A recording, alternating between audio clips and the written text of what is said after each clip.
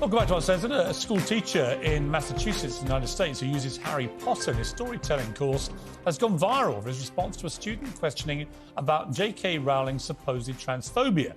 Warren Smith was asked, do you still like her work despite her bigoted opinions? What happened next was a very swift and forensic lesson in critical thinking.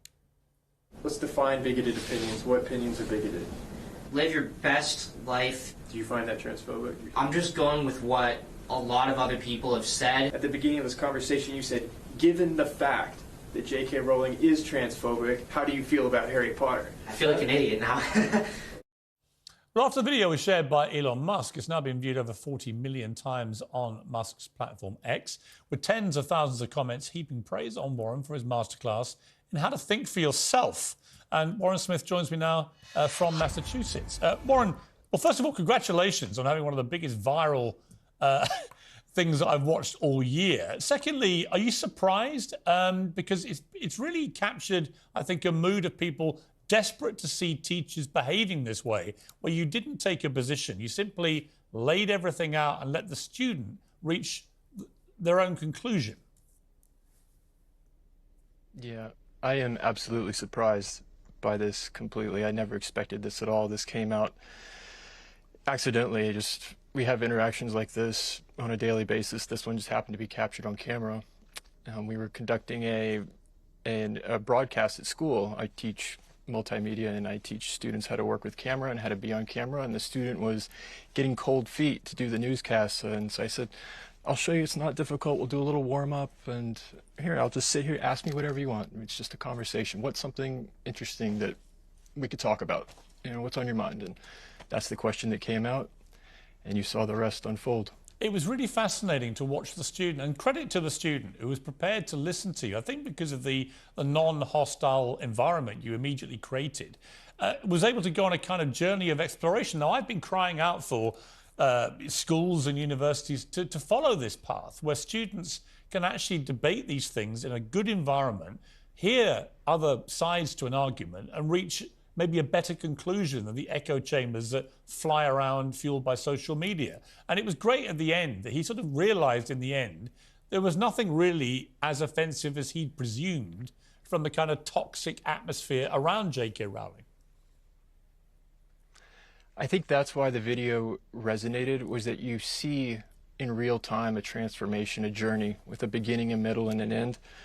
And he does come to a realization, and the realization is larger than J.K. Rowling. This is about more than J.K. Rowling. It's the realization that his prior assumptions. He was going off of, well, I've heard that this is true. So many people have told me that this is true.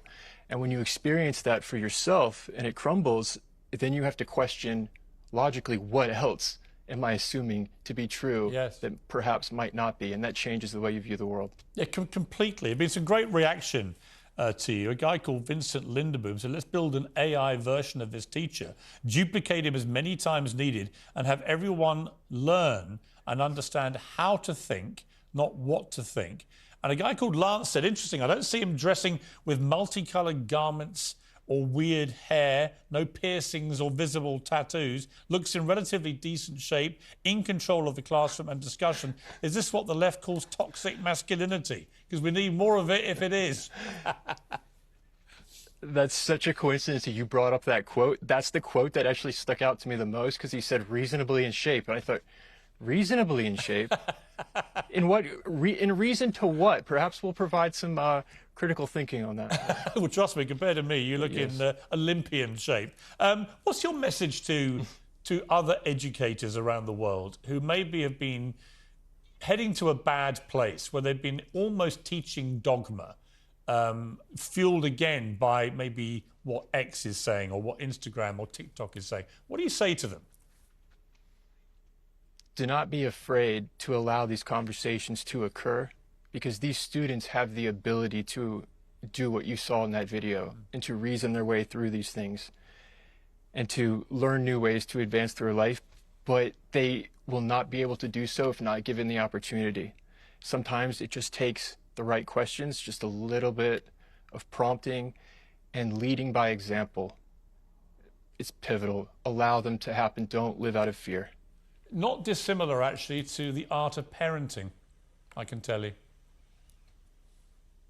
I'll believe you. I don't have kids at the moment. Yeah, but I've got 4 of them, and I can tell you the same strategy actually works. If you just shout at kids and bark at them and tell them what they should be thinking and doing, I think you end up with, you know, kids who are quite damaged. If you allow them the freedom and the space to reach their own decisions and conclusions and thought processes, everybody wins. And talking of everyone winning or not winning, I see that you agree with me that Barbie shouldn't have been nominated for a Best Picture Oscar. That just once again shows you have absolutely impeccable taste, Warren.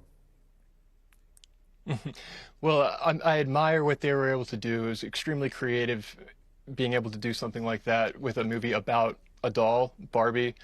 But the question is, what lens are we examining? What does an Oscar mean? What's the lens that we're looking at this through?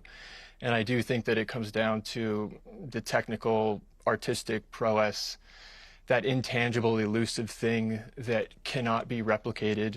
If given enough money, given a large enough budget, you can go build a big Barbie house on a back lot. But something like Braveheart, Titanic, it's much more difficult to replicate. Yeah, completely. Finally, you specialise in Hogwarts, Harry Potter. My oldest son is absolutely addicted to them. He can recite all the movies from the audiobooks, blah, blah, blah, blah, blah. I've never watched any of it, not my thing at all, but we've got 40 seconds. What is the best life advice you can give me from all your Harry Potter studies, which will enhance my life? Voluntarily accept the unknown and enter the unknown. Beneath the surface, perhaps it's the Chamber of Secrets, beneath the surface of Hogwarts, to face the serpent and save Ginny, the thing that will turn you to stone when you see it, out of fear, perhaps. You've got to face it, and you can't be forced to do it. You have to do it voluntarily. That's what's going to make all the difference. Wow, Warren, you've almost converted me. Almost. Warren Smith, great to talk to you. Keep up the great work. We need more teachers like you. And it's a privilege to have you on the show. Sir, thank you. You can watch Warren's full video on X. Go look it out. It's great. That's it from me. Whatever you're up to, keep it uncensored and keep it normal, like Warren Smith and his students. Good night.